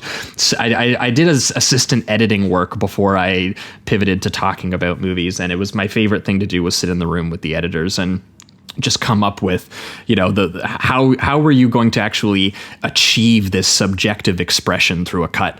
And I think that this movie across the board, there, you know, whether it's doing the crazy, frantic, sort of unbalanced, you know, sort of supernatural hysteria stuff, or whether it's doing something as simple as like just connecting, you know, an emotional idea to a monster movie one. I think it's doing both of these things extremely well. And I felt fucking really sad watching this kid deal with the fact that, you know, he's in a sort of senselessly violent situation with his father that he doesn't understand. And I felt honestly equally as sad when the father can tell that and he can't help his kid. You know, he either tells him, you know, yeah, Dr. Evil, you know, exists for a reason, or he's like, you know, I'm dying, but don't worry, kiddo. You know, it's just, I don't know. There's like something.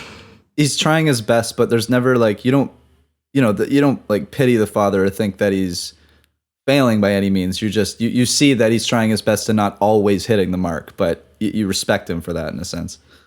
Yeah, no, I think both performances by the parents are, you know, quite realistic and charming, honestly. But they're just, they're in a very tough situation. It's a family and crisis movie as a monster movie, which is something you've probably seen or heard before. But I don't know if you've seen it in such a, you know, sort of like no budget, uncanny fashion as this one delivers it in, while still maintaining emotional cogency. So yeah, I thought it was fantastic. 4 for me. Nice. Yeah, right now I think I'm going to give it a very, very, very strong 3. I want to just retackle it, but I agree with everything that you said. So I'm not even sure what's holding me back exactly yet. But one, I did want to say, because I really loved the opening theme with that creepy choir and the piano, and it sets such a like horrific and just scary tone. Honestly, it's Michelle Debuchy. And she's also done Creepshow, I guess, which is kind of cool. So she's kind of done the horror thing. That would probably be a little bit more in that campy realm with Creepshow, but this was just outright kind of terrifying stuff that from at least in the intro. But I think she did the music throughout, which was pretty good. And but yeah, back to the director, Fessenden. He's awesome. I definitely have to check out more of his stuff. There seems to be plenty to actually dive into. So I'm going to hopefully do that soon. But the fact that he also edited this, and I think that is something, you know, we've been talking about it throughout the whole segment here. He just has such a good control, and he does things that I honestly haven't really. I've seen the technique, like what he's doing in the edit, but I haven't seen it done in that way before. The way he's using it contextually is very interesting a lot of the time. And so that was very awesome to see. And I thought, I can't remember the kid's name. Is it Eric Pursullivan? Pursullivan. Yeah, from Malcolm in the Middle. He has quite a job to do, and I think he does and it well. Christmas in the Crankheads. Or Yes, With the absolutely. Cranks Heads. Yeah, that's the other one. Yeah. But I think he does a pretty good job of taking on this incredibly depressing child performance where all you're doing is facing death for the whole 90 minutes and trying to comprehend it. So I think he did a fairly good job. And yeah, Patricia Clarkson, Jake Weber, they were very good. I thought their chemistry was awesome. I thought their push and pull was well balanced, and it wasn't making a villain out of one or the other. Yeah, it had good complication and nuance to, I think, their marriage and characters and how they interacted with their son. That scene at the end with Weber where he's dying and trying his best to just get everything out before he can is, I think, really devastating and incredibly well performed.